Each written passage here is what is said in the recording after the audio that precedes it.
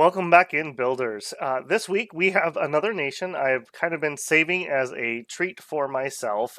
This was another one of those nations that I just really like. It's just flavorful, more than powerful. They are better than they were in 4 for sure.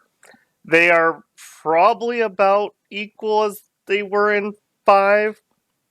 We are a nation of some very interesting troops, but we have some pretty distinct weaknesses, and we'll take a look and we'll talk about those and see what we can find. So this is Kailasa, Rise of the Ape Kings. On the sacred Mount Kailasa, beings from an earlier era still linger.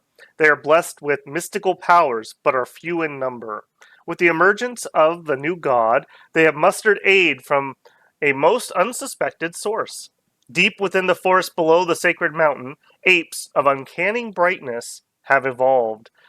The apes are uncivilized and only have recently mastered the mysteries of metalworking. So again, Illiter, I think you could afford a second paragraph of lore on these guys. I mean, come on, let's give them a little bit more. As for national features, this is a nation that is related to Lanka. It's got the same monkey troops. However, we follow more celestial beings rather than getting tempted away by the demons. Let's take a look at their national features. We have yakshas and apes. We prefer a heat scale of +2. For military, we have a multitude of missile weapons and light infantry. I think that's a pretty decent way of saying it, although we do have a couple outliers. For magic, we have good water, good earth, pretty good astral, and a smidgen of glamour and nature. For some reason in my head, I always think of this as a nature faction, but they're really not. They don't actually go very high. In my testing, I was trying to do naturey stuff, and I kept thinking, like, where's my good nature mage? Well, we don't have a great one, so just food for thought there. Definitely water and earth and astral are your stronger points. As for priests, we are weak, however, we do have some summons that help greatly with that. For scales and blesses, we have a heat limit of +1, and we have a magic limit of +1. Buildings, we use standard forts of the era, no discounts or anything there. Overall, I would say this is a nation that it really relies on magic, sacreds, and summons. Those are kind of the 3 things that we're good at. Our monkey troops they're not the worst thing in the world, but they are not good either. I mean, these guys are down there with like Mikland level troops. And Mikland, frankly, is better equipped, barring a couple exceptions. So you have to really think, how am I going to expand? That is, I think, the big question of Kailasa. How am I going to expand? / not get rushed and die before I can get anything online to protect myself. As for sites, we only have 2. We have Mount Kailasa. Mount Kailasa gives us our cap-only sacreds and 2 earth gems. And we have the Lotus Garden, which gives us our cap-only mages and a nature, 2 astral, and a glamour. So we have pretty good income, I would say. That's 6 gems. 2 of which are earth, 2 of which are astral. So having 2 astral gems is really nice. That's the equivalent of 1 of whatever you want. So pretty good there. I find the glamour's a little hard to spend, but they're okay. That's pretty decent income.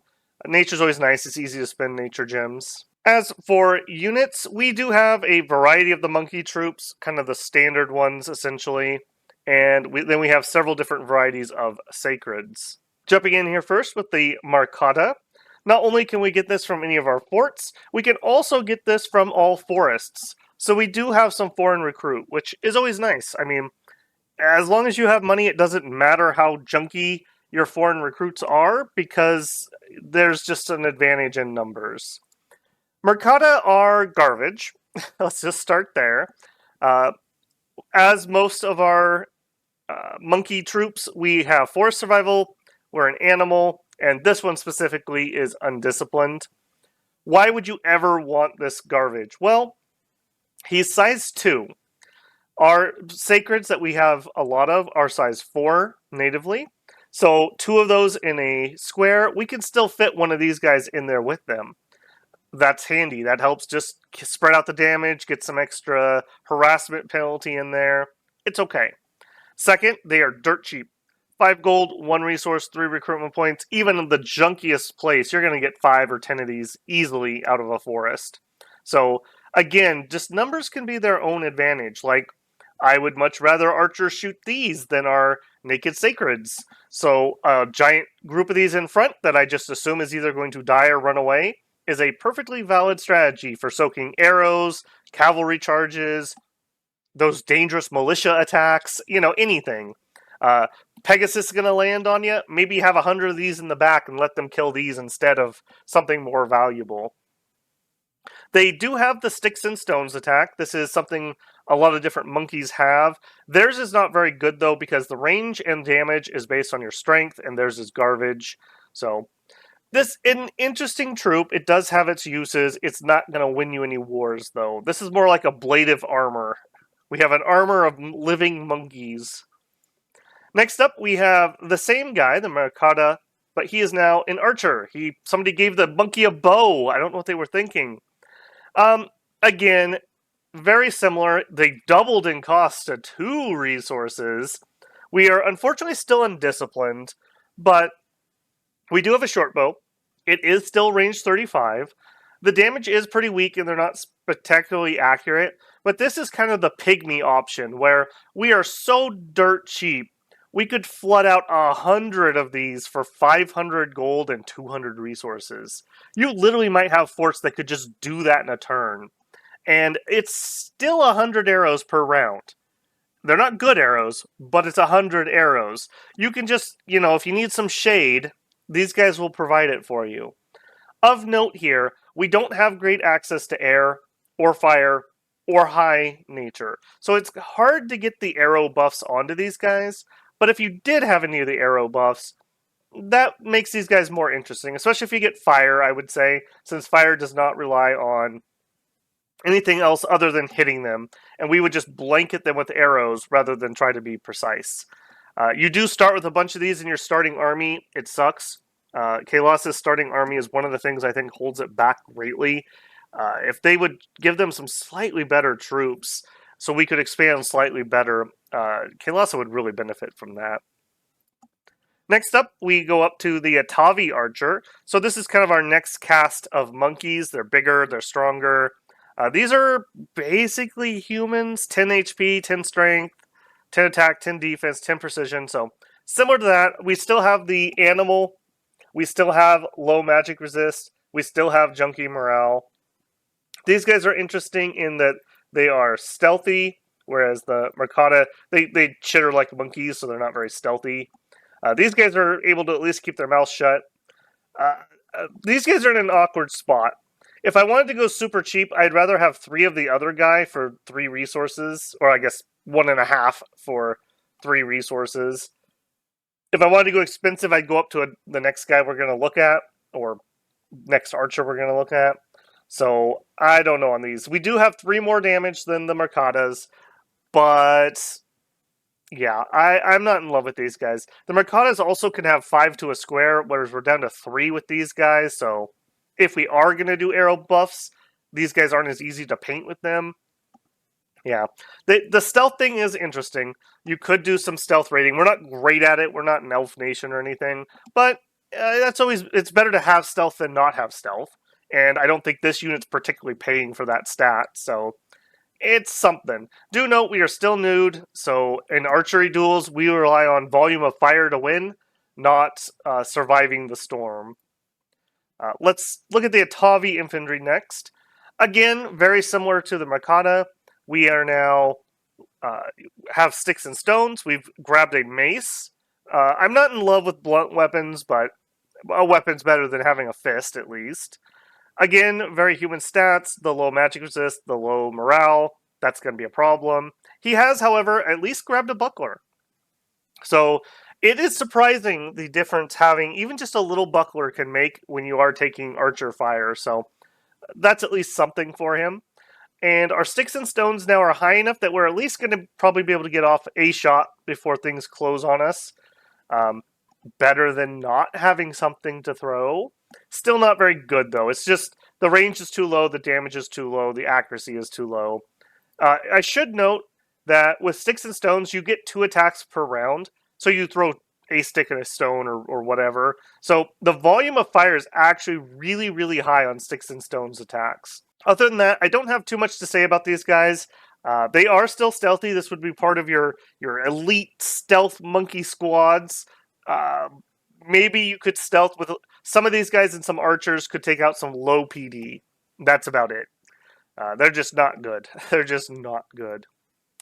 Next up, we are finally into our better troops, and here's a place where we have to kind of make a decision. These are probably what you're going to expand with if you're not going to use Sacreds to expand, because their stat lines are just so much better. And I think you could make an argument for any of the 3.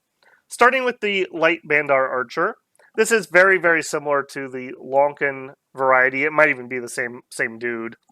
They are force survival and animals.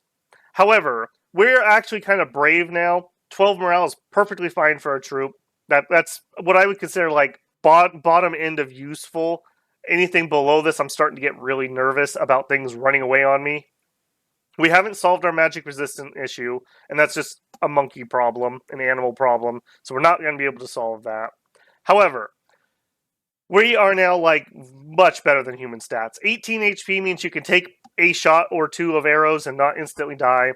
15 strength is great for an archer or any troop, really. And our attack has gone up slightly.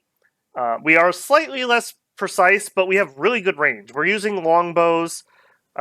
45 range is great. You can at least match most archers, if not outrange them in the early age. 9 is better than some of our other archers, although not great. And 16 damage is good. I mean, if you fire against somebody who has 16 protection, you have a slightly below average chance to deal damage, is kind of how that math works. But this is good. Even a heavy troop, 15, 16, you have chances to at least be able to damage them. Against human archers, if you hit, you will probably kill them or gravely wound them, so pretty nice there. You actually have a chance in archer duels by tanking their damage and just one-shotting them, ideally. Of note here, he also does have a mace. So if he gets in the melee, he is not helpless. And he's actually pretty decent with that mace. Again, I wouldn't love this guy to be in melee, but if he, well, I shouldn't even say if. When he gets into melee, he at least can bonk people in the head, hopefully, for 21 damage. That's pretty good. He has gone up to size 4, though. We have paid for all these stats. So it's harder to get these guys buffs if you get buffs up and running. But as mentioned, we do not have great access to that. So in a vacuum, I definitely like these guys more than my other monkey options for archers. I also should note, 16 gold and 6 resources, 8 recruitment. Not super cheap, but not breaking the bank either. Let's say a common archer costs you 10 gold. I think I would rather have like 1.5 of these guys than 3 human archers. I think I like that better, especially if we're not buffing the archers. So I like this troop. I think this is an option to expand with. These guys are okay if you can get to critical mass. Next up, we have the Bandar Warrior. Same chassis that we just looked at. He has a mace, he has the sticks and stones attack, and he is wielding a buckler. As previously mentioned, it's surprising how much of a difference just having the buckler can help against ranged attacks. And with sticks and stones and 15 strength, now we're actually kind of dangerous. Range 15, I mean, that's more than some javelins. Remember, you get 2 of these attacks. So even though it's pretty inaccurate, this is just kind of like the shotgun blast out of these guys. You just throw a million rocks in the air, and you're likely to hit something. And at 12 damage, you actually could wound somebody with one of these. The playground teachers hate this guy. This is another option for expansion. You're gonna have atrocious attrition. But you'd be surprised how often a group of light infantry or militia or tribals rush you, and you actually do so much range damage that they don't clash with your line and end up retreating. So, a surprisingly decent option. As our final monkey troop, we have the Bandar Swordsmen. These guys are pretty good. They are expensive, though. So we have the same monkey problems. However, we are more elite. We're up to 13 morale. We also picked up bodyguard.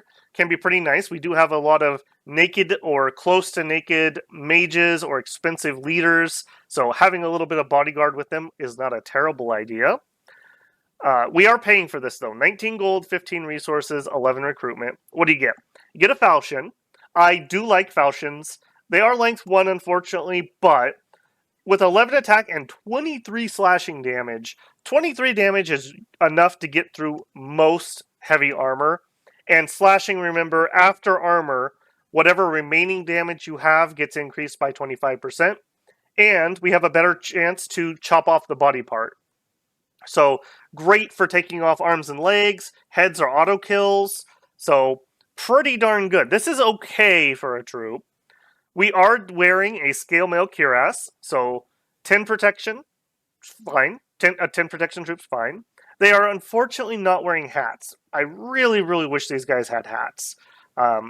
If they had hats, I might make this my expander of choice. But as it is, they still have enough attrition that I think I'd rather go cheap. The other thing is, if you want these guys, they are so resource intensive, you probably need some production. Whereas if you ignore this troop, you can easily get away with sloth. So this is kind of a troop that has its uses, but I think the decision to use him or not is made whether you take production or sloth. And you kind of commit at that point. Otherwise, though, I mean, he's fine. He's fine. Remember, you do have some really super duper cheap stuff you can stick in front of him, so you don't have to worry about him taking like cavalry charges or anything. And hopefully, you can get the enemy archers into a duel with your own cheap archers, kind of protecting this guy without his helmet. And he can close in the melee and chop some fools up with his 23 damage. So, a nice troop, one I don't tend to use because I tend to like to go sloth. Next up, we have Sacreds, and we have 3 different recruitable options. Starting with, let's do the cap-only ones. We have a very rare Sacred Archer. We have the Yavanna Archer. He is sacred, he has awe, and he is a magical being. With this type of chassis, these are our celestial beings that we follow. They have 20 HP, 14 strength, and this guy has 11 attack and defense, 12 precision. So he's a pretty precise archer. He is wielding a longbow. And with 14 strength, he's almost as strong as our Bandar troops. So a 12 accuracy, so pretty darn good. 16 damage longbow that you can bless. That's pretty good. Will I get these guys? No, I won't. I'm going to get the melee guys. But if you want to do something with Sacred Archers, there are not a ton of options. There's only a handful in the entire game. These guys are pretty okay at it. Of note, no armor, nothing. They're wearing boxers and they're good to go. So they would sure like a little bit of defense from something, just to make sure you're not having your cap-only expensive Sacred Archers just dying to regular archers. Because remember, they can target archers, so they can specifically target these with their troops. Being a magic being, you have to be led around by either mages or people who have magical leadership. That is actually kind of noticeable and annoying. None of our monkey troops can move these guys around, or any of our sacreds. So it's often that I'm like, oh, I can't move these troops around. I got to get somebody else over here. So just keep that in mind. That is kind of a weakness of them. Next up, our second cap only, the Yavanna. Can only be recruited in the capital. This is probably my cap recruit of choice. Same body chassis, essentially. He's up to 23 HP. He's got 15 strength, 12 attack, and 14 defense. Is pretty darn good stats here. We are size 4, so only 2 per square. However, we have a falchion and a kick. So we have 2 attacks, which really, really helps us out. Otherwise, we're still a magic being. We're still sacred. We still have awe. We have 14 morale. That's pretty good. That'll keep us in the fight for a decent amount of time. We have good magic resist. So again, that'll really help if things are targeting our monkeys. These guys won't have as bad of a problem with it. We, armor-wise, unfortunately, still only have a buckler. So with 14 defense and a buckler, if you can close to melee, you'll do okay. Not great, but you'll do okay. However, ranged attacks, including your own inaccurate arrow fire, really hurt these guys. They would absolutely love some sort of defensive option on their bless. That would help them out greatly. Otherwise, I would say the strength of these guys lies in having 2 attacks, one of which is exceedingly killing, the other is still pretty killy. So good damage output, horrific survivability rates. Finally, we have a Recruit Anywhere Sacred, the Guyaka. He's like the other guy, but worse. He has traded out his falchion for a spear. Now, arguably, that is actually pretty decent, because with a length 3 spear, now we can start doing some repel stuff. So, between awe and repel, and we have an okay attack, that's actually going to help them stay survivable, which they need because their defense has dropped down to 11. And we still only have 1 natural protection. As a Recruit Anywhere Sacred, what's nice about these guys, 27 gold, 2 resources, 18 recruitment points. That means resources really don't matter. You could get 5 of these guys for 10 resources. I mean, that's like 1 standard like heavy troop, or not even. So you can pour these guys out of your forts. So I really do think this is a nation that wants a decent bless. You want to be using these troops. I would say they are better than your monkey troops in basically every other way other than just being limited by the amount you can get. So, pretty good troop. I think you've already seen the pattern here. We need a fighting, melee, survivability, but maybe a little bit of killiness bless for these guys. Next up, let's take a look at our heroes, commanders, and prophets. As for heroes, we only have 1. We have Recruitment of the Fallen. And this is an interesting one. It does give us blood, which we otherwise do not have. I have gotten this guy very, very early in the game. So you can get him, I want to say like turn 2 or 3 is the earliest I've ever seen him, like legitimately that early. So he does not have a wait timer or whatever the mechanic's called on him. You can get him right away. If I get him, I do actually think it's worth doing some blood hunting.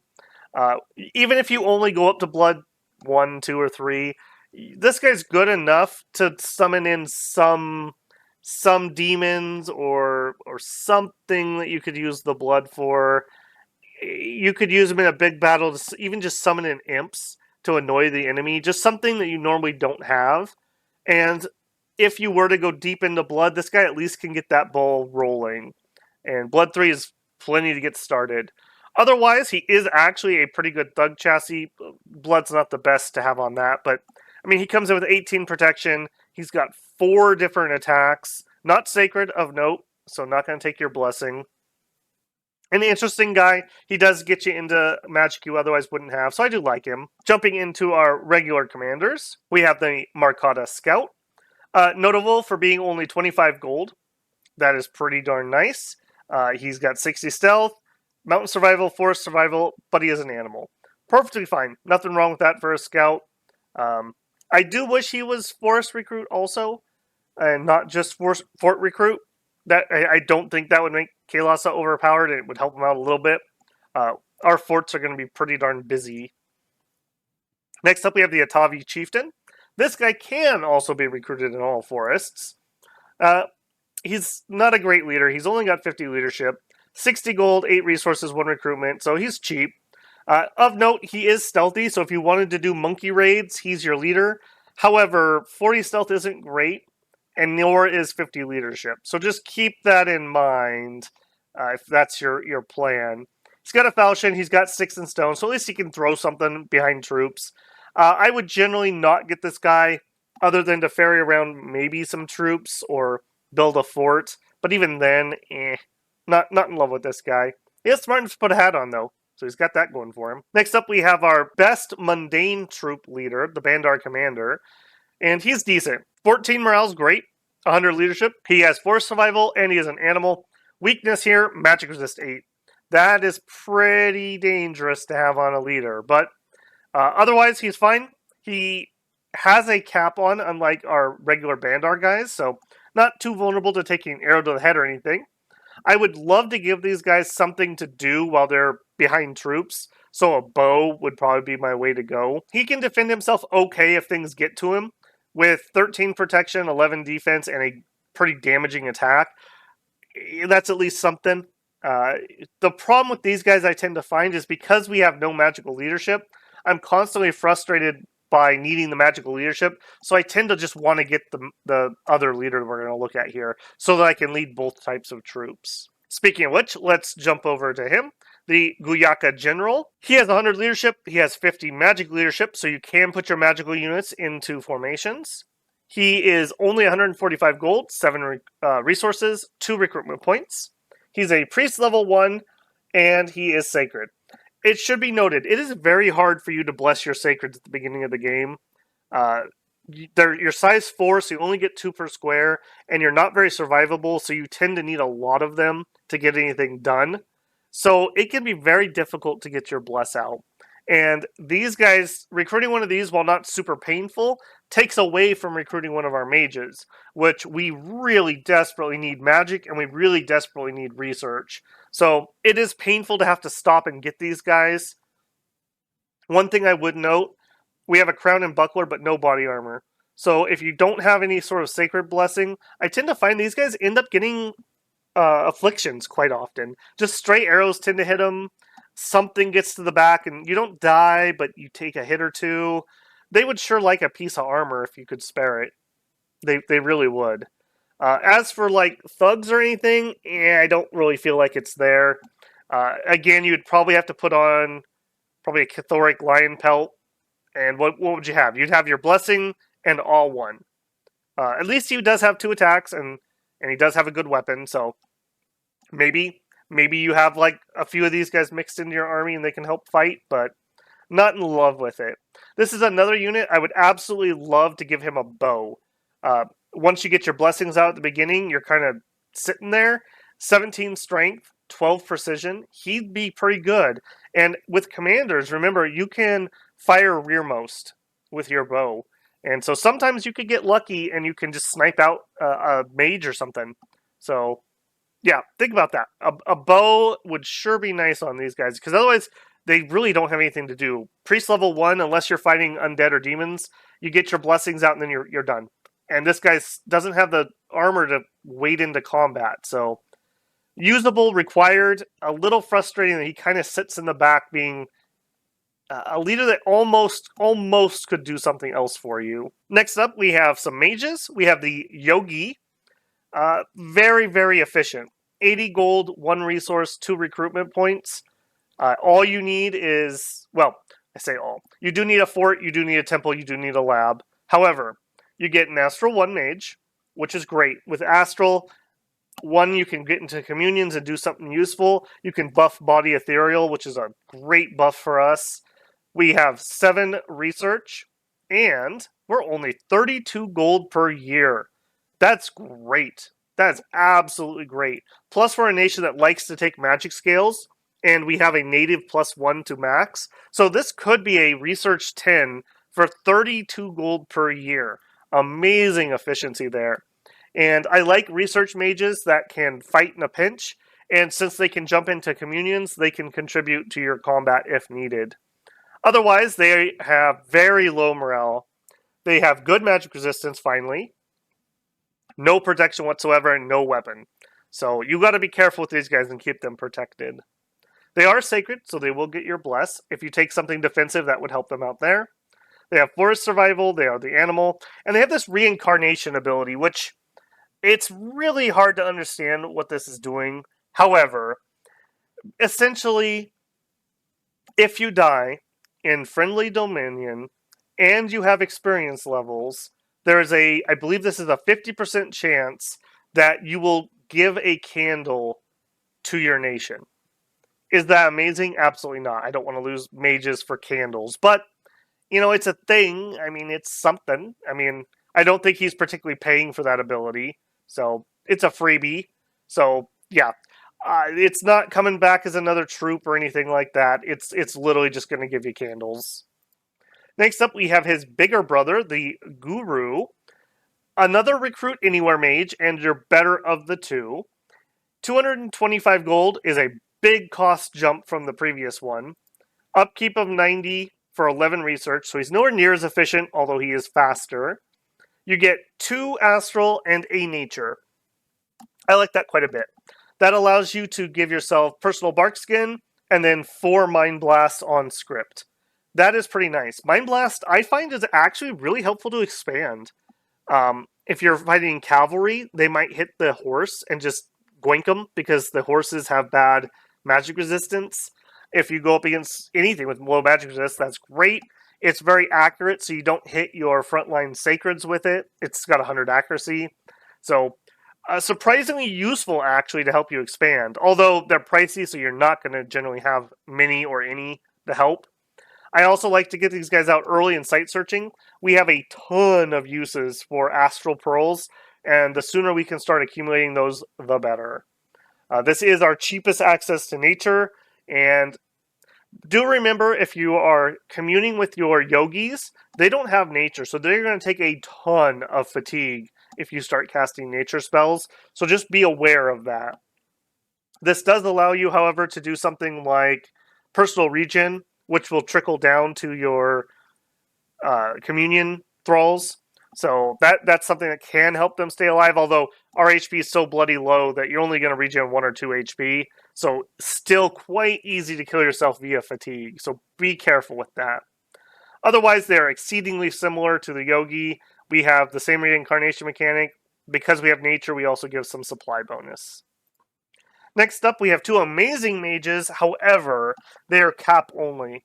And this is one of Kailasa's problems. We really need these mages, and they're cap only. Now, luckily, they're not slow to recruit, but they're very pricey. In the game behind me here, I'm about a year, maybe a smidgen more in, and I've only been able to get 2. And I have them out site searching. I'm a year in, and I have 2 good mages. So that is a problem. 515 gold is nothing to shake a stick at. Again, not slow to recruit, so you do have that going. This guy is 3 earth, so you can already make hammers and boots natively. And we have 2 earth income, so great. Great there.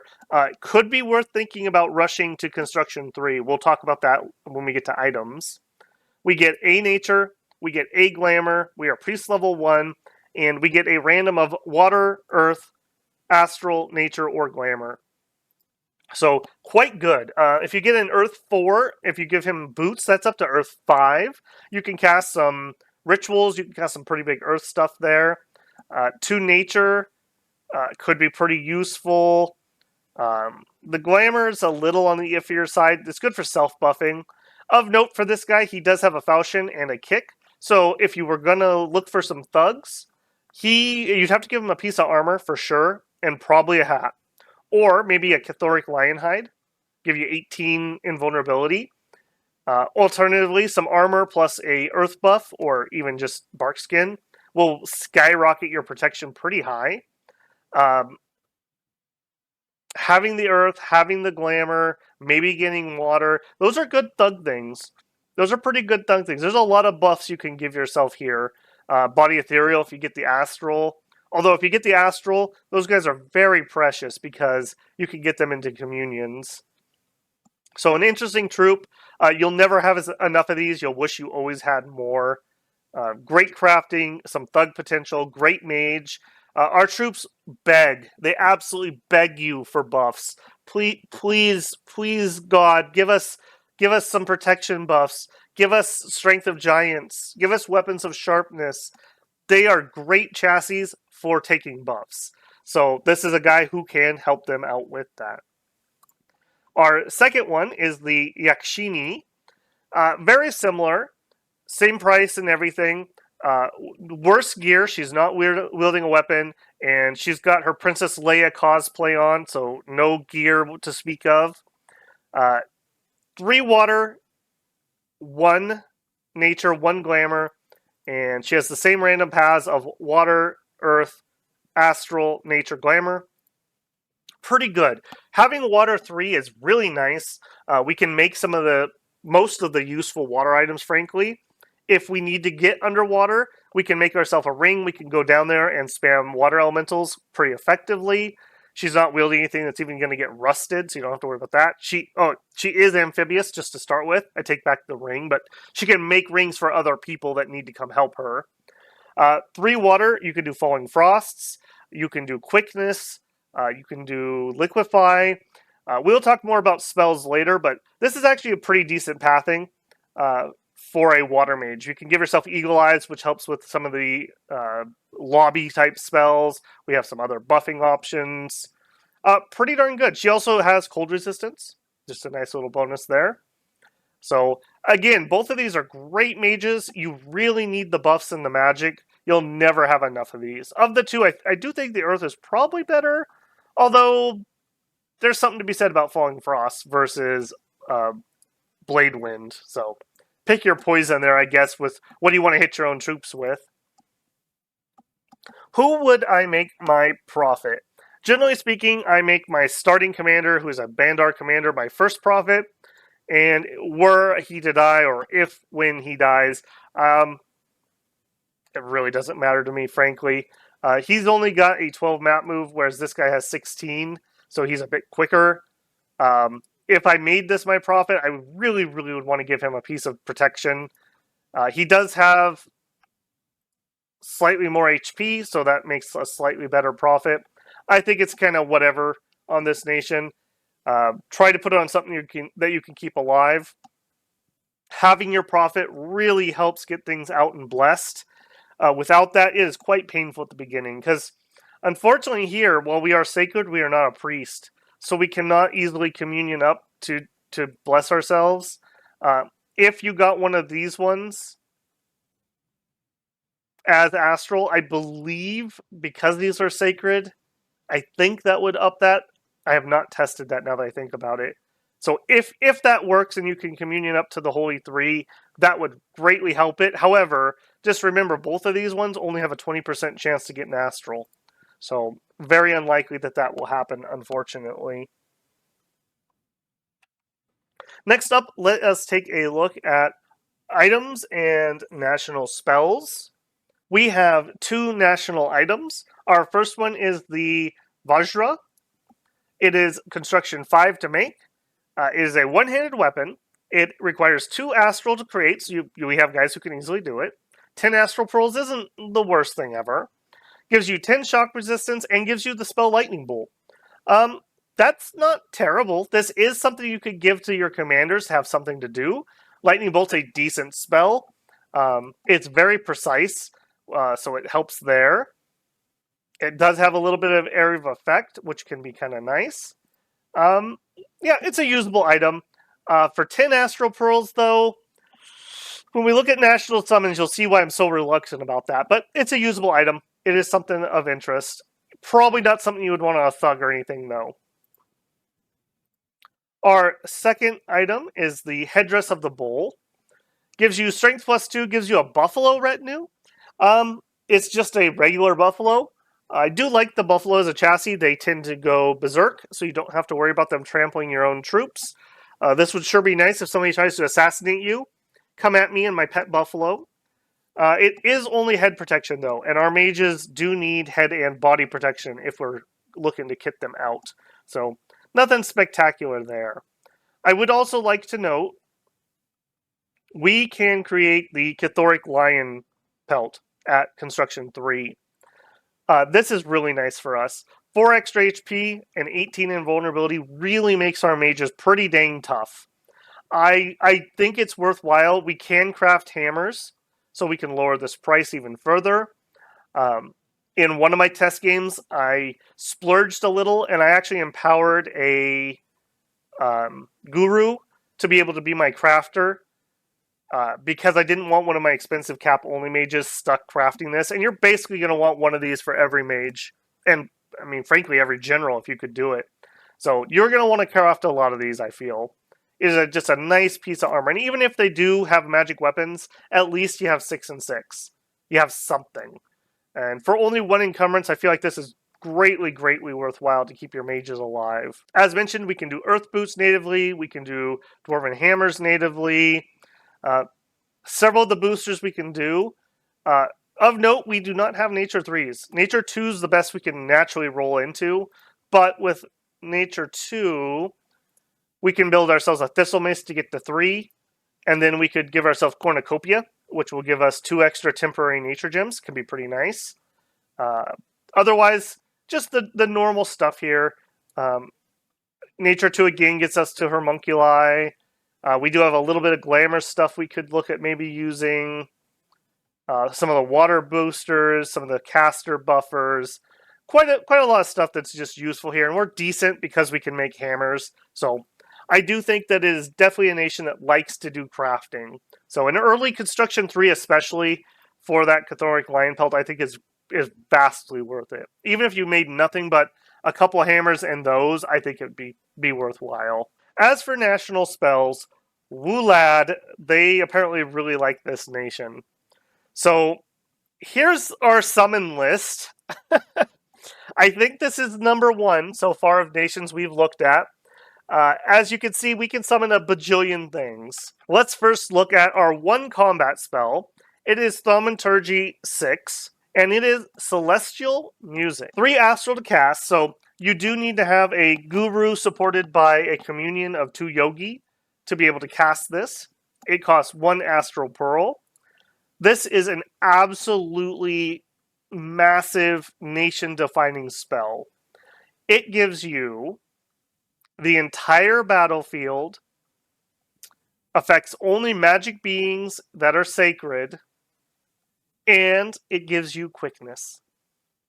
And I guess technically it does all celestial dancers. That is kind of specific to certain troops. I don't know if this overrides this, but generally speaking, all of our sacreds get the effect. It gives you quickness. You just have quickness. You know, the blessing you always want and can't afford. And you can literally do round 1, we get into communion. Round 2.5, this goes off. So right after you're done blessing all of your sacreds, they get quickness and off they go. Most of our sacreds have at least 2 attacks, so it is exceedingly powerful. Our sacreds also generally don't have fatigue issues, which can be a problem with quickness. So again, very, very nice there. So an easy combat spell that we can cast, and it gives you quickness. This is amazing. This is absolutely amazing. It takes your sacreds, who are otherwise usable but to absolute like god tier. If you could keep them alive and give them this, even if you didn't give them anything else, just like Stygian Skin and this, you would have pretty good units. So, very, very nation-defining spell. Otherwise, everything else we can do comes out of Conjuration. We're going to just peek in here first, and then we will go look at individuals. So, I would like to actually call out this guy. This is actually kind of a sleeper hit for me. Now, unfortunately, we don't have Fire 2 natively. However, if you were to get Fire 2 from another source or build your god with it, for 5 fire gems, you get 5 plus of these guys. These are essentially our cap-only sacreds, but they also have some fire resistance. And at 5 plus, it's not the worst. I would definitely play 1 fire gem for a sacred. So, especially if you could find some wrecks somewhere on the map and get Fire 2 not on your god, because your god's probably going to have other things to be doing, this would be absolutely amazing. I really like this. Very efficient spell for a good troop. Otherwise, we also have Apsaras. We'll look at these in detail from the other screen. Can be kind of efficient, but these aren't particularly great. We do get the Herd of Elephant. We do get the Ambush of Tigers. We do get Herd of Buffalo. I don't like the elephants, as usual. Although we do have other animals, so at least you can hide behind your own troops that are getting screwed over by being animals. Maybe. Tigers are interesting in that I believe they have low light vision, so that can help you underground. And this is a relatively efficient spell. However, I would definitely go with Herd of Buffalo. 2 nature is something we can get. For 8 nature gems, you get 5 plus of Buffalo. When they take a hit, they go berserk. They are tramplers. I like these guys quite a bit. I definitely do not hate it if I have to break the glass and do a few rounds of Buffalo summons. I do like them quite a bit. Next up, we have Vidyara. We'll have to take a look at these any other way. There's no way we can do it here. I believe those are holy twos. These are interesting, and these are our cap mages. We can just summon in our mages, which is really nice because that gets us off that gold economy. Grandharvas, Kim Purushas. Again, we will look at these on the other screen. 6 in Conjuration, where you get Garudas, Marutas, and Kinaras, is another breakpoint. I feel like those are really, really good, relatively efficient summons. Also of note, if you did go fire in your Pretender, at 6 you could also get Flame Spirits, and with Flame Spirits, you could give fire arrows to all of your archers. So I do think Conj 6 is a breakpoint for research. However, you may want to even go higher. We have Siddha, we have Devatas, and I believe this is the Holy 3 guy. We'll have to double check. And we have all the way up into level 9 Conjuration Summon. So what are all these summons that I'm looking at? Okay, I'm going to try to do this vaguely in order, but I'm probably not going to have it perfect. First up, we have the Ingrini. The Ingrini are those fire ones we were looking at. And like I said, this is essentially your cap-only Sacred, but now he's Angie Boy, so he's 15 fire resist. For a Fire 2 Mage and 5 gems, for 5 of these guys, with a plus on it, so if you have higher fire, you get even more. I love these. I absolutely love these. No upkeep. Yeah, these are great. I definitely like summoning these in. And it's only Conj 3, which you may want to go to Conj 3 anyways, just for elementals and summon earth power. So you're going to go to Conj 3 for sure anyways. Great unit to have. At Conj 3, we also have the elephant. We have the tiger. Yeah, tiger here. He does have that dark vision, so I will give him that. He does have dark vision for helping underground. We also have the buffalo. Again, I really like the buffalo. They go berserk +2. They're just great distractions. A nice herd of these just to run on in there and cause trouble. Definitely can be alright. Good HP. You get a decent amount of them. For animal summons, they're one of my favorites for sure. Next up, we have the Apsara. I don't like these ones. They are off 4, so they do have that going for them. They are sacred. They are standard. However, you have a naked standard. As with all standards, they just tend to die, and we're dipping into our astral pearls for this. I'm not sold on that. I'm definitely not sold on that. If for some reason you're just desperate for that +1 morale, I guess you do get a couple of them from the summon. You get 5 plus half level, so maybe. But I think you have better things you could be spending your pearls on. Next up, we have the Yaksha and the Yakshini. The Yaksha here. This is your cap-only mage. You can just summon them in. And it only costs 2 nature and a earth, so you definitely can random into a guy who can do this for you. If you do random into a Yaksha with 2 nature, I would keep him alive for sure. Maybe he gets to stay home and craft, and then summon these guys in. They are nature gems, which we do have a little bit of income for. At 25 nature gems, I mean, that is pricey, but how much do you want to pay for a very powerful mage? I feel like 25 gems is fine for that. Slap a Cathoric Lion Pelt and you're off and running. Conversely, the same thoughts apply here. It is your female cap-only sacred and needs 2 nature and a water to be able to summon in. Same thoughts. 25 nature gems for one of her. Deal. I'll take it. I'll definitely take it. I would prefer to be summoning these than Buffalo. That's for sure. Next up, we have the Vidyahara. That is this one.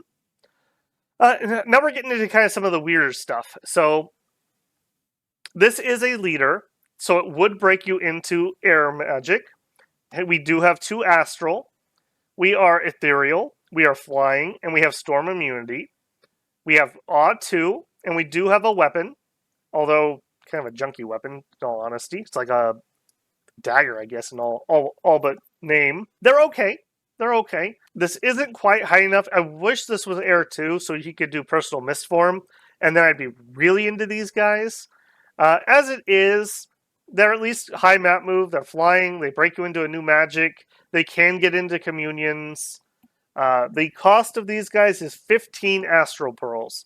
So maybe it would be worthwhile even just to summon a few of them. They could communion up, and then they could cast air buffs for you. Um, your archers would appreciate that.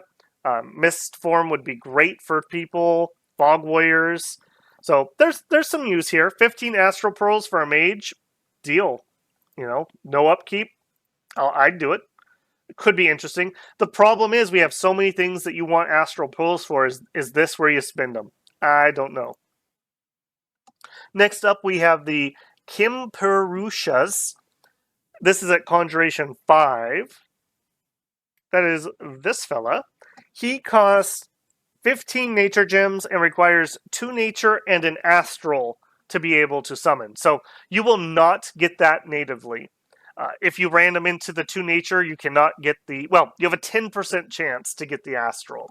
So you're probably going to have to empower if you were wanting to do these guys. Because of that, I don't know. I guess you could use a Thistle Mace and an Astral random, so maybe they're not as bad to get into. However, because they use 15 nature gems, they are competing with your other mages, and this is just a troop. A good troop. Sacred, Autu, Magic Being, Forest Survival, Dark Vision. He has a Falchion, he has a Kick, and a Bite. So, a very beefy troop. And he's wearing a Plate Hauberk. So, protection 15, which is really 18 on the body and 0 on the head. Pretty survivable, especially if you can get him like Barkskin. Very killy troop. You get 6 of these guys. So for like 1 and a little bit of change nature gems, I think that price is fine for these guys. Could be usable. Next up, we have the Ganharvas. This is another Conjuration 5, 2 Astral to cast, and 15 Astral Pearls, the Ganharva. Again, we have a Banner Troop. However, at least this one is armored. Now we have a Plate Hauberk and an Iron Cap. So we now can summon in Sacred Heavy troops. And like actual heavy troops. 16 on the head is fine. We do also have a Buckler. We are Aw-2. We have a Standard. And we're Sacred. Great troop here.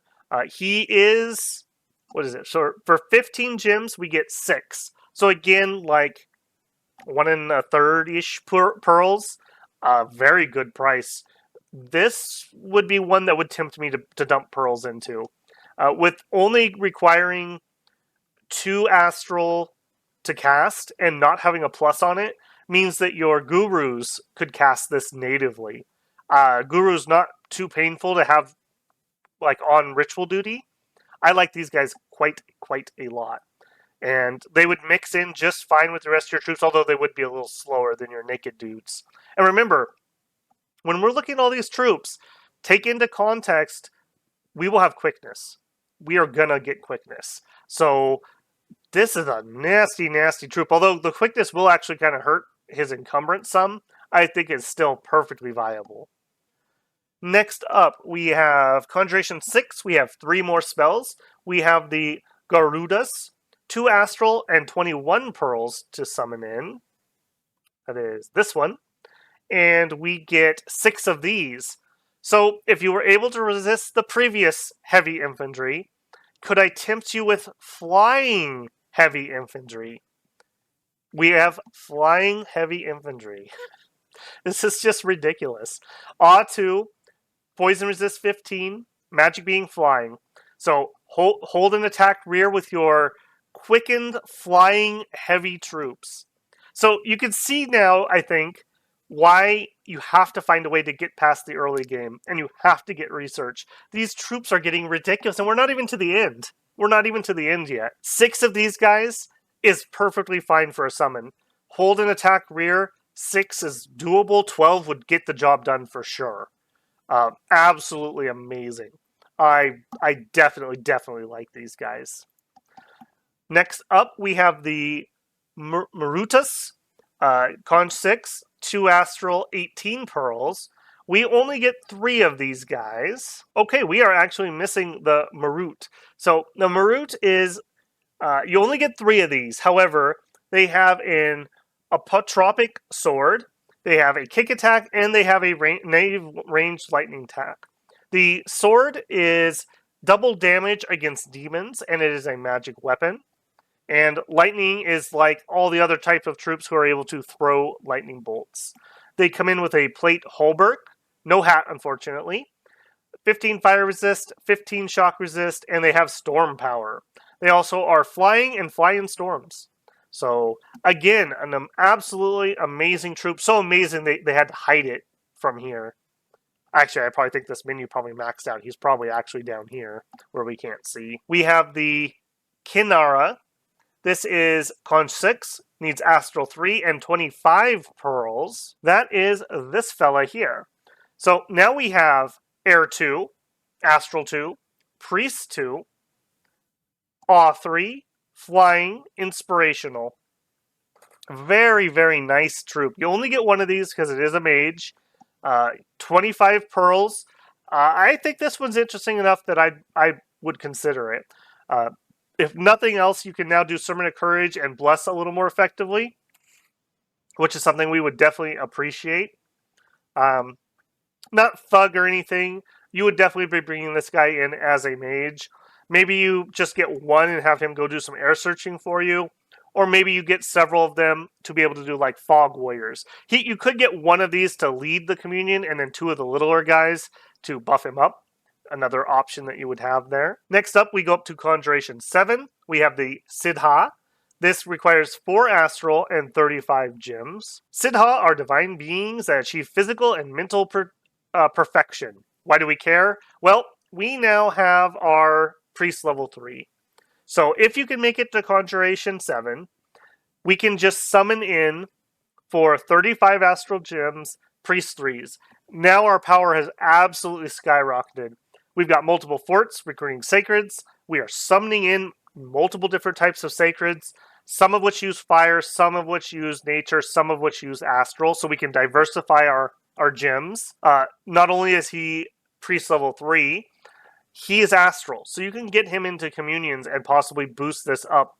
You could get fanaticism, which our monkeys would greatly, greatly appreciate from that. You also have Air 2, so you can give yourself personal misform to keep yourself nice and safe. You have Spirit Sight, which means you can fight basically anywhere. And we also have Teleport and Blink. So we can move to any province in range without any terrain. It doesn't matter. So if you're within range 100, you just instantly on the next turn teleport to that province. You don't have to do anything else. You just teleport. We also have Blink. In combat, you're able to blink around. So that can be rather useful just depending on your scripting and how he's wanting to kill things. He also has a really high ambidextrous. So if you did want to make this guy into a thug for some reason, which I would not, but if you did, he can have multiple weapons. I believe he actually does have 4 arms. So you have yeah, he does. You have a lot of slots you could use, and with ambidextrous 4, he can keep his mediocre attack. You're probably going to have to buff his attack if that's what you were going to do, but that definitely helps. Next up, we have the Vata. This is Conjuration 8, Astral 5 required, and 45 Astral Pearls. Devata, right here. Again, another amazing leader. Another Holy 3, Astral 2. We're up to Air 3 now at this point. He comes in kitted out, so he is a thug out of the box. Yeah, he's pretty good. Good leader, a really good leader. If I was going to get him, I would bring him in as a mage / blesser. I wouldn't thug him, but I don't know, maybe someone's crazy enough to do it. And again, remember, you're going to have your bless, you're going to have quickness, so here's a dude that has 4 attacks, 3 of which are weapons, and can have your bless on top, and he's wearing a hat and plate mail. So another just absolutely amazing summon. But wait, there's more. We have the Rudra. Now we're up to Conjuration. Actually, no, we have the Devala. Conjuration 9, Astral 5, 55 Astral Pearls. Okay, this one is super interesting. Do note, we are talking Conjuration 9, so keep that in mind here. Astral 3, Priest level 4. You are natively a Priest level 4. How rare is that? You're Sacred, you have all 4. You have Spirit Sight, you're Inspirational. You spread magic. So you actually spread magic scales wherever you walk. And you have Dominion Spreader. This unit spreads Dominion by its presence alone. This is the same as essentially what your Prophet gets. So for every one of these, it's like having an extra temple for 55 Astral Gems. And you're summoning in Priest level 4s. Absolutely ridiculous. And I feel like they really should have given this an icon. But for us lore nerds, let's just pretend we're interested and read here for a second. The Davala is the personification of music and a lesser god of the celestial spheres. The divine tunes of the Davalas once filled the world, but when the Devatas of Kailasa withdrew to the heavens, the Davalas followed, and the world was made a duller place. The mere presence of a Davala will cause the divine music to once again permeate the world. I am 99% sure that she still casts divine music in combat as an auto spell, meaning you now no longer even have to cast your celestial music. She just gives you celestial music by being on the field, meaning turn 1, every one of your sacred units has quickness. You don't even have to communion up. You don't have to get an Astral 3 mage to cast it. You just have it. This is an absolute powerhouse of a unit if you can get to Conjuration 9. Okay, for realsies this time, the last one is a Rudra, Conjuration 9, Astral 5, 55 Pearls. That is this boy right here. Another leader. This one has Fire 3, Air 3, Death 3, so magic we otherwise would not have. We have our magic sword that smites demons. We have a kick, a plague bow, so if you hit people, you give them diseases, and we throw lightning. And we're fully kitted out. We have fear, we have shock resist, fire resist, we fly, we have storm power, we're not good at researching. Forge bonus -5, so he's not good at crafting, unfortunately. So you are not going to be able to craft these beautiful magic paths, unfortunately. And we're ambidextrous 5 with our 4 arms. So here's an amazing, I guess, thug. I don't think we can call this a super combatant, but man, again, just so good. So you can see you want every Astral Pearl you can get your hands on because you have a plethora of amazing options for summons with Kailasa. Absolutely amazing. For other magic, we want several things on Kailasa. We need a little bit of alteration to be able to buff our cap-only mages and our monkeys. You might want some evocation, depending on what you want your cap-only mages to do. You probably need Thaumaturgy, at least 1 for communions, probably 2 for mind burn, and probably 6 for celestial music. You also are going to want conjuration, at least 3, and probably 9. In addition to that, if you did want to go the route of buffing your archers, you would need some enchantment. Enchantment also would give you some glamour stuff that you otherwise would not have available. Can help break you in there a little bit. Astral Shield is another pretty powerful buff if you did have a cap-only Earth Mage that rolled into Astral. You'd be risking him, but this is a very powerful self-buff for thugs. We have a lot of different construction we would like to do. I think in the early game, you want some order of Thaumaturgy 2, Construction 3, Alt 1, Construction 3. I think that's kind of like your starting point, is in some order you want those things. And then from there you have to make a decision. Do you go higher conjuration to get better summons? Do you go with some evocation to give yourself better combat magic?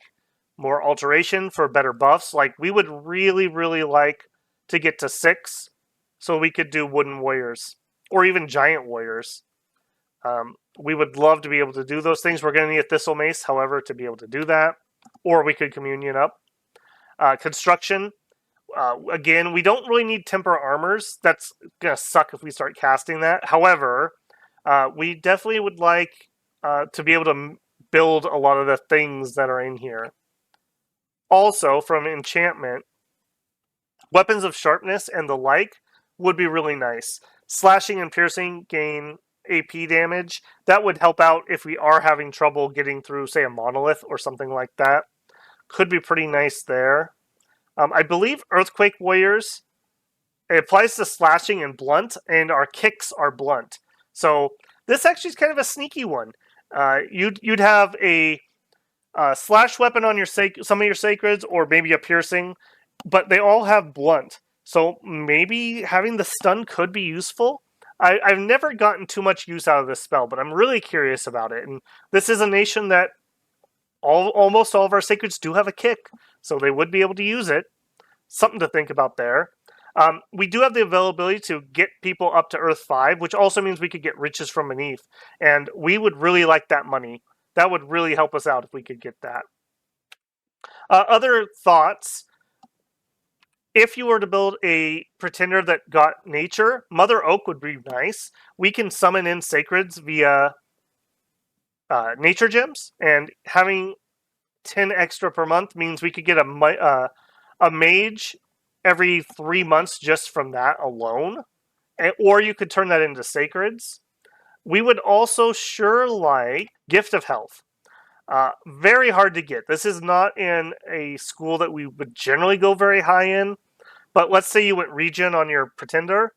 Gift of Health would really help our sacreds out. We get more HP per dominion. Our sacreds have a high-ish 20s, generally speaking. So let's say you got 2 HP. But you also get chance of healing afflictions. And our sacreds, because they're unarmored, tend to pile up afflictions. We would love to have this up and running, if at all possible. Unlikely, but we would love it. We'd also love regen, too. So, yeah, we are a very magical nation that absolutely would love just tons and tons of research and tons of mages. If we did find indie mages, especially indie mages that help us out with fire or air or death or, blood, sure. But lots and lots of things, we would absolutely love that. And we would have the research just by happen chance from other things that we were going after to be able to use that. Also of note, we do use iron weapons, but some of our sacreds, like our Recruit Anywhere, do not have iron weapons on them. So you may consider going with Rust Mist. Yeah, Rust Mist. Level 2 Evocation.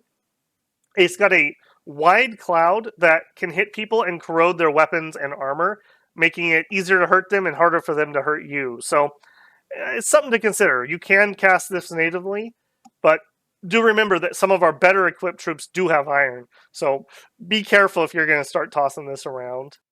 Okay, let's bring this all together. So Kailasa is a nation that struggles with very light infantry, and most of that light infantry being pretty junky monkey troops. However, we do have some pretty good strengths if we can get them online. We have a Recruit Anywhere Sacred that is not garbage, although he is begging you for blesses and buffs. We have good cap-only sacreds, although not top tier. Not top tier. They're usable cap-only sacreds. We have a very rare Sacred Archer, if that's something you're interested in. We have decent Recruit Anywhere mages. We have very efficient researchers. And we have some very powerful but cap-only mages. We do have to move people around our sacreds with magical leadership, which greatly reduces who can do that. So our mages, our cap-only mages can do it. In fact, all of our mages can do it, but not well. We really need our general to be able to do that. We have a lot of chassis like our archers, our monkey troops, our sacreds that like buffs. So we want to concentrate on things that are going to buff them up, because with some buffs, these guys are very efficient. And even just on upkeep, it's only 10 gold per year for a very competent troop, especially once you're buffed up. So we are going to need a lot of money. Unless we want this troop, we don't need production. We absolutely would love magic scales. So we definitely have a lot of room to play around with our scales as Kailasa. Let's take a look at some pretender options. Kailasa has a I would call this small amount of choices. For our Dominion 1 chassis, we have the usual crew, plus we have a Marhishira. Very, very cheap. He's a 70 gold or 70 point chassis. He comes in with Astral 1 and Farcaster and floating, if that's something for you. I don't love this guy. He's dirt cheap. I'll give him that. However, if I was going to get an Astral 1 guy, I think I would go Great Sage with his Adept Researcher and Inspiring Researcher. Him plus a bunch of Yogi, him giving the Yogi an additional +1. So your Yogi are 7 +1 plus your magic skills. He really would help out your research and get him rolling. And he's not like super expensive. He's 110. Moving up to Dominion 2 expander types. This is a nation I feel like you could go Awake Expander. We really struggle with our initial expansion. The thing is, if you take an Awake Expander, you're going to have less of a buff, or less of a bless, because you're having to pay the points to have them awake. If you were, however, we have a lot of decent options. We have the Worm, if you'd like to get somebody who can go underwater. Maybe Hard Skin, maybe Temper Flesh. He does have his own region. Maybe give him just a smidgen of water magic so that he could cast Liquefy on himself, or Liquid Body, and maybe Quickness. He does have Fear, so yeah, if you could get him tough, and then with the Liquid Body so he doesn't take the afflictions, and he's got the regen, he's okay. He's okay. Great White Bull, he is an alright expander. He comes in with increasing your growth scales. That could be useful for us. Earth Magic and Nature Magic, so I would probably be looking at Regen or Larger. Larger doesn't help him, but it would help our size 4 Sacreds. Again, Hard Skin or Fortitude maybe. He is a Trampler, and he does have Recuperation, which is really, really nice. He's pretty competent at expanding.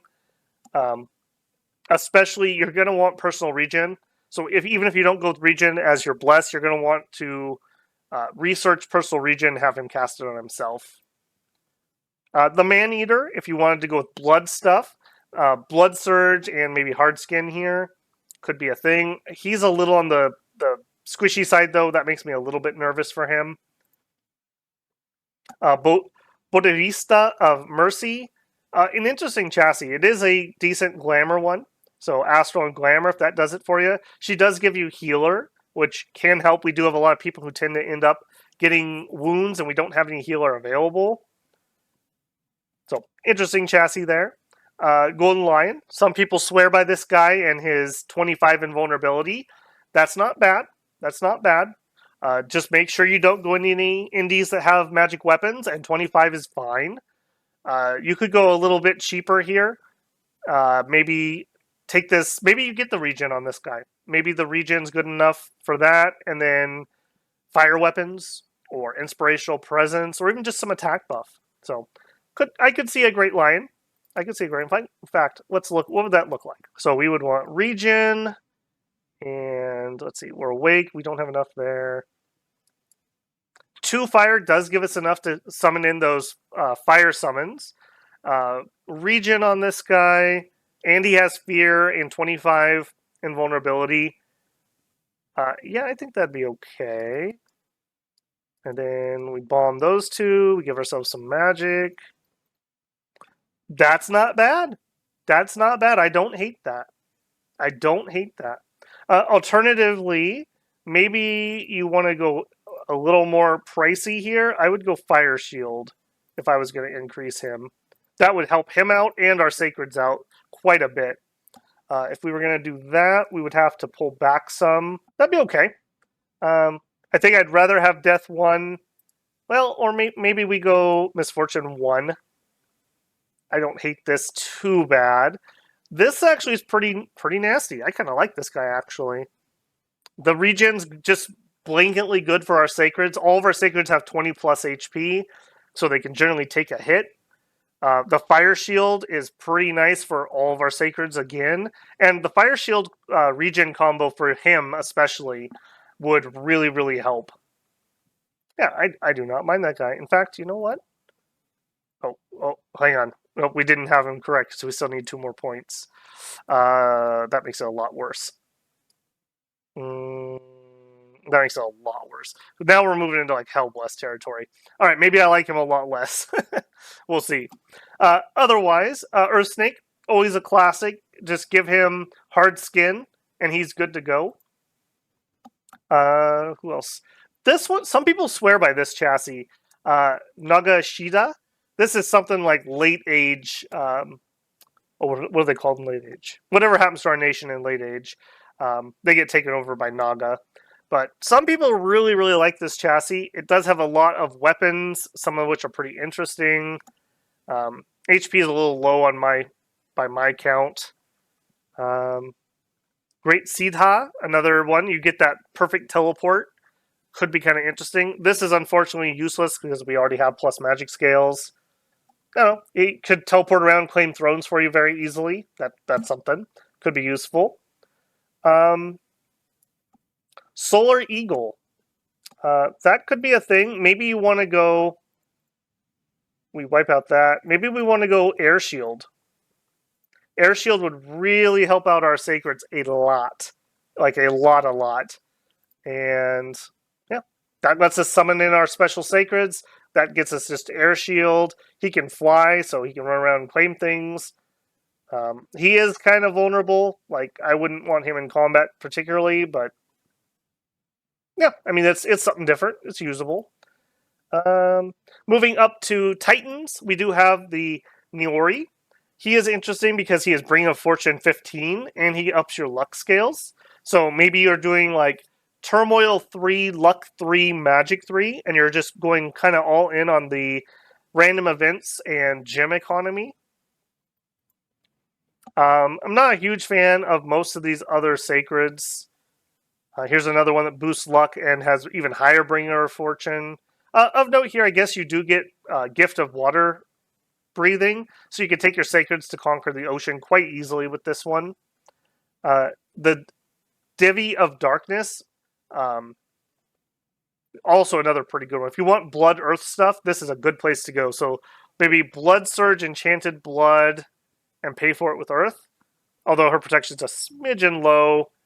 Don't you give... No, you're just protection. So give herself an Earth buff, though, and this will skyrocket up into the 20s. It wouldn't be too bad. And she does have 4 arms, so you can give her quite a few weapons. Demi Lich, of course. We do get the Elephant Idol, if that's your bag. And we do have 3 of the best immobiles, in my opinion. The Monolith, the Blood Fountain, and the Oracle. Oracle does give you Fortune Teller, so if you do need to go with Misfortune, that helps counter it.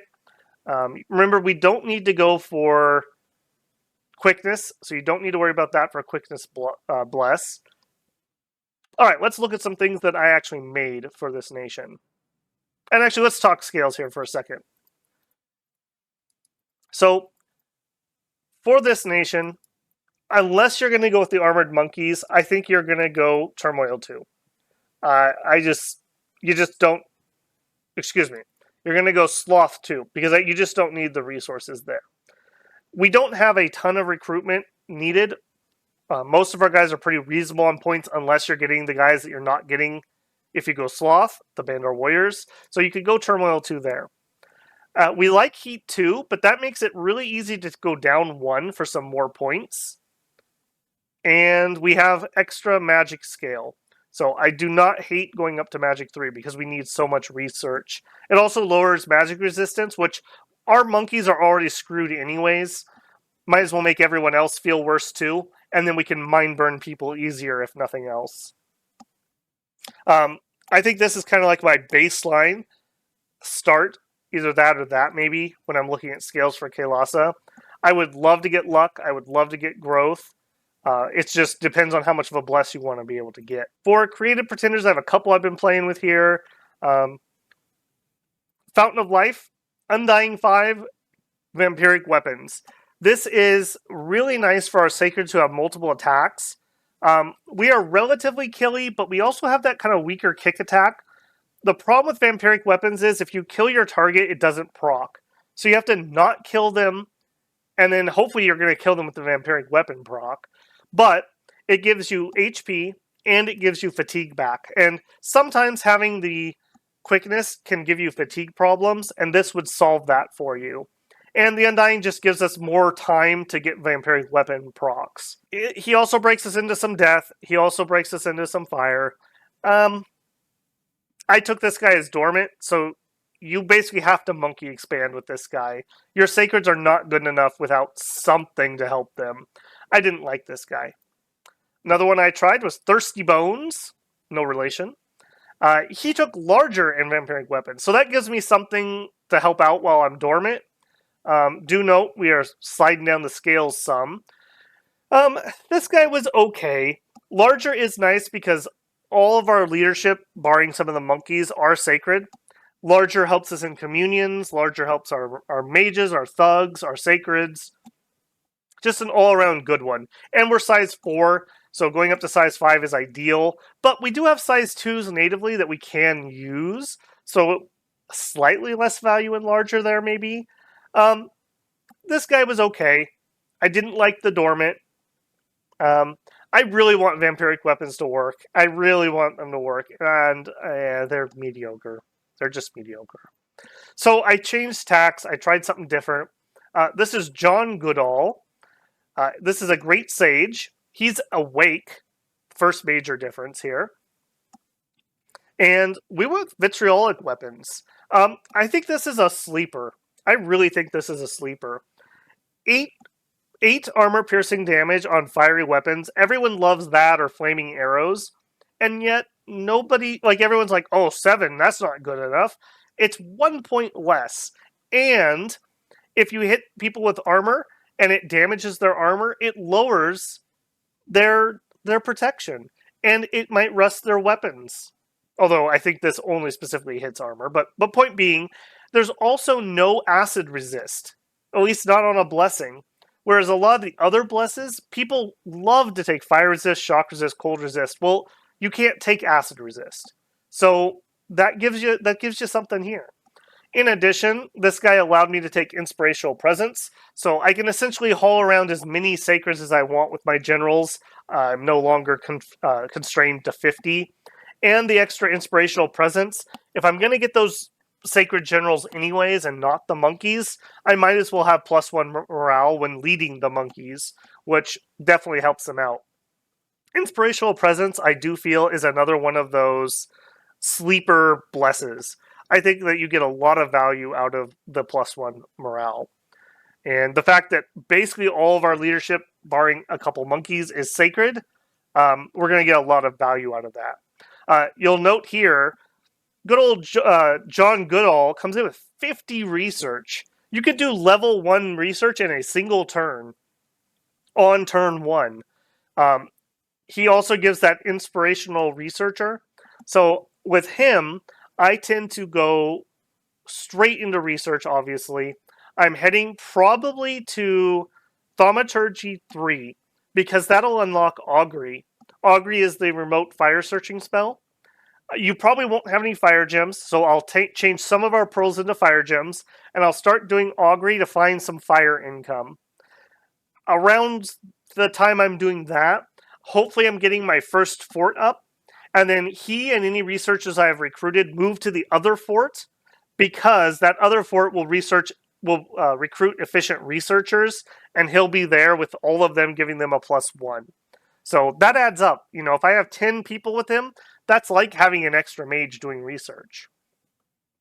And then in my capital, I will ideally always be getting cap-only mages. However, reality says you will not be able to afford that quite often. So I like this guy quite a bit. He's using a blessing I haven't used. I do feel Kailasa really wants a weapon bless because we have multiple attacks. The downside here is no protection buff. We are a nation, I think, that would really like Stygian skin. 10 invulnerability is fine. It's better than bark skin. If somebody has magic weapons, well, it still works against all the infantry. You could still cast bark skin. It's not like that makes it so you can't do it. I feel like that is a very powerful bless. if we wanted to do something with that, I would probably go very, very boring. Um, yeah, I think we'd have to go bones. This guy, this guy really. I think he needs a nerf. Being honest with you, I think he should be a Dom 2 guy, not a Dom 3 guy. Uh, Still, sidetrack there. Stygian weapons, and I don't know. Maybe we go up to like death weapons because we really, really want a weapon bless. Death weapons, eh. 2 armor negating damage, so that is definitely something, and it can disease the target. It is magic resist. However, you're probably going to take magic scales, so everyone you're fighting in your own dominion at least will have a -1 to that. So that's at least a thing. And then we would have to pay for this somehow. I would definitely pay for this with Astral. Mm.